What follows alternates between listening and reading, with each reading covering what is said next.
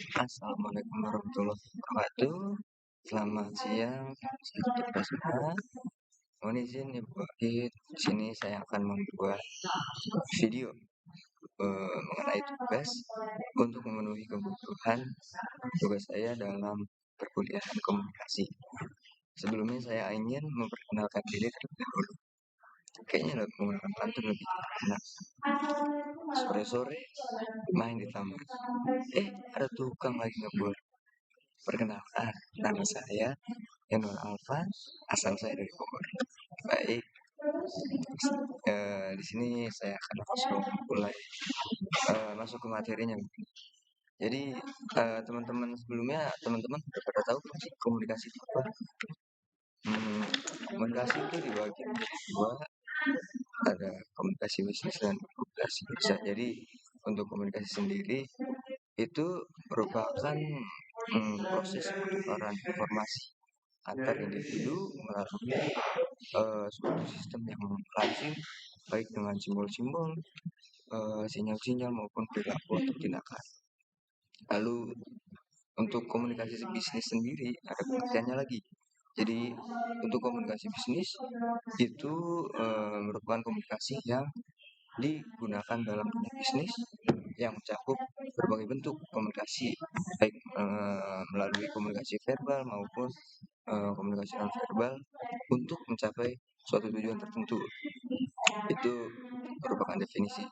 Dalam komunikasi juga terdapat 4 unsur utama, yaitu ada source atau sumber, pesan atau message, saluran atau channel, dan ada satu lagi receiver.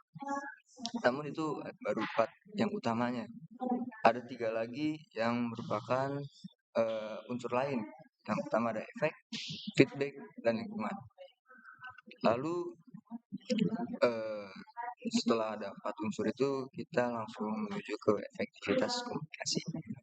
Untuk efektivitas komunikasi sendiri, teman-teman pasti belum tahu dong.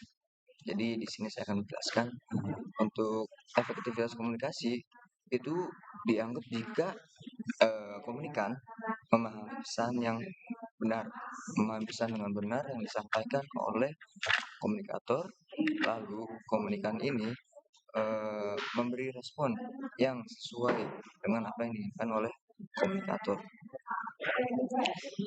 Lalu di sini ada beberapa manfaat, beberapa manfaat mengenai komunikasi efektivitas.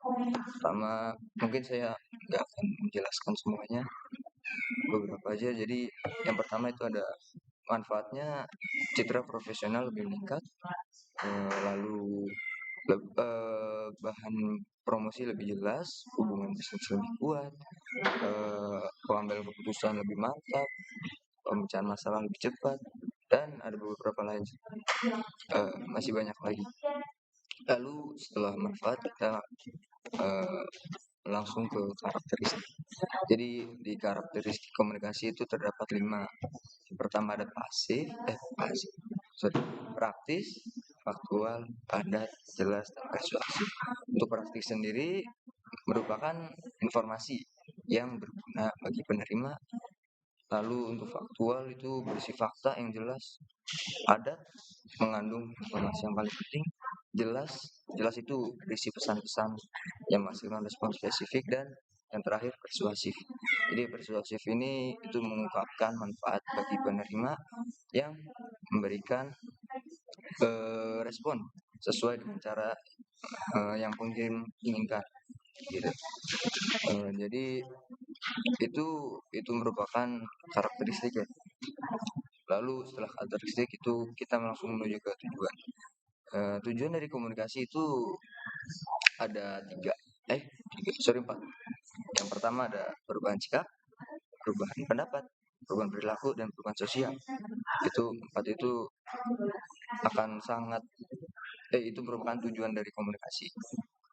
Untuk itu tujuan. Jadi untuk fungsi dari komunikasi sendiri dalam sebuah organisasi, yang pertama adalah informatif. Fungsi informatif ini berkaitan dengan pemenuhan kebutuhan informasi yang diperlukan agar setiap anggota organisasi dapat melaksanakan pekerjaannya secara lebih pasti. Itu yang pertama. Lalu yang kedua, fungsi regulatif. Fungsi regulatif ini berkaitan dengan pengaturan dan pengendalian organisasi melalui peraturan, prosedur, perintah, dan laporan. Yang ketiga, ada fungsi persuasif. Fungsi ini berkaitan dengan upaya menunjukkan komitmen bawahan dalam melaksanakan tugasnya. Lalu yang keempat, yang terakhir ada fungsi integratif. Fungsi integratif ini berkaitan dengan upaya organisasi menyediakan saluran komunikasi, baik formal maupun informal, yang memungkinkan karyawan dapat melaksanakan tugas dan pekerjaan dengan baik. Jadi dalam komunikasi, bentuk komunikasi itu dibagi menjadi dua. Yang pertama ada komunikasi verbal dan komunikasi nonverbal. Komunikasi verbal itu sebuah komunikasi yang digunakan untuk menyampaikan pesan kepada pihak lain dengan menggunakan kata, bahasa, baik secara tertulis ataupun lisan. Contoh, yaitu untuk yang verbal. Lalu kita masuk ke yang komunikasi nonverbal. Untuk komunikasi nonverbal ini merupakan bentuk komunikasi yang digunakan untuk menyampaikan pesan tanpa kata. Bisa diingat ya teman-teman, tanpa kata. Komunikasi nonverbal memiliki beberapa sifat. Yang pertama, kurang terstruktur, spontan, efisien, dan sahih atau reliable. Fungsi dari komunikasi nonverbal ini pertama ada repetisi. Repetisi itu meyakinkan apa yang disampaikan. Misalkan kita nggak mau nih diajakan, misalkan ada teman yang mengajak ini, kita nggak mau. Nah, kita hanya menggelengkan kepala, itu teman kita udah paham apa yang kita maksud. Lalu substitusi itu menggantikan lambang-lambang verbal. Seperti kita menunjukkan persetujuan dengan kayak misalkan dalam sebuah ajakan makan, dan jika kita ingin mengiyakan, itu kita bisa hanya dengan menganggukkan kepala seperti itu. Lalu yang ketiga ada kontradiksi. Kontradiksi ini menolak pesan verbal, seperti mengucapkan kamu hebat, itu kayak gitu. Lalu yang keempat ada komplement. Komplement ini melengkapi dan memperkaya makna pesan nonverbal. Seperti ada salah satu teman, misalkan dia sedang menangis, artinya kita udah paham bahwa artinya sedang ada terjadi kesedihan yang mendalam pada teman tersebut. Dan yang terakhir ada aksentuasi. Aksentuasi ini menegaskan pesan verbal, atau seperti misalkan teman-teman atau yang lain sedang kesal, itu hanya dengan memukul meja atau memukul sebuah benda, itu teman-teman kalian pasti akan tahu bahwa kalau kalian itu sedang kesal. Ya, itu. Lalu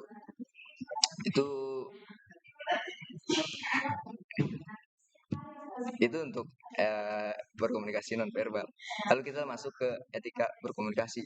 Dalam berkomunikasi itu kita harus mempunyai etika, karena etika itu penting. Komunikasi yang beretika terdiri dari semua informasi yang relevan, benar secara akal sehat, seperti masuk akal seperti itu, dan tidak menipu dengan cara apapun. Komunikasi yang tidak beretika itu jangan ditiru ya teman-teman. Ini memberikan informasi yang salah, informasi yang menyesatkan.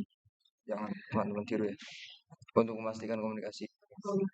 Jadi untuk dalam komunikasi bisnis itu melibatkan 3 elemen. Yang pertama, individu yang beretika. Kedua, kepemimpinan perusahaan yang beretika. Lalu yang ketiga, kebijakan dan struktur yang tepat. Lalu setelah etika itu pasti ada hambatan. Dalam komunikasi pasti ada hambatan. Hambatan dalam komunikasi itu terdapat 3. Yang pertama, hambatan teknis. Hambatan ini timbul karena lingkungan, yang memberikan dampak pencegahan terhadap kelancaran pengiriman seperti suara bising, udah lagi cerita ada suara motor RX King gitu berisikan, kayak gitu. Lalu yang kedua kita ada hambatan semantik. Hambatan semantik ini pengertiannya eh, karena gimana ya? Karena salah mengartikan gitu, mengartikan makna kayak salah persepsi. Contohnya kayak orang berbicara dengan bahasa yang berbeda, bukan salah persepsi, lebih ke emang salah pengertiannya aja. Jadi lalu yang terakhir ada hambatan manusiawi. Hambatan yang ini muncul dari dalam diri sendiri, pribadi seorang komunikator maupun komunikan. Seperti itu. Eh, dalam hambatan pasti ada sebuah cara untuk mengatasi hambatan tersebut. Di sini ada beberapa cara untuk mengatasi hambatan tersebut. Yang pertama, meminimumkan gangguan teknis. Seperti yang tadi saya jelaskan, teknis itu gangguan yang berasal dari lingkungan, macam suara bising. Nah, itu kita meminimumkan gangguan tersebut. Lalu kita mengadopsi pendekatan yang berpusat pada penerima. Yang ketiga, menyesuaikan keterampilan bisnis. Keempat, memberikan, merespon, dan memberi umpan balik yang konstruktif. Lalu yang kelima, menjadi sensitif pada etika bisnis. Dan yang terakhir, memanfaatkan teknologi yang ada. Jadi sekian presentasi dari saya. Sudah terlalu lama, mohon maaf. Jadi mungkin sekian pembuatan tugas saya. Mohon maaf jika terlalu lama. Sekian, selamat siang. Assalamualaikum warahmatullahi wabarakatuh.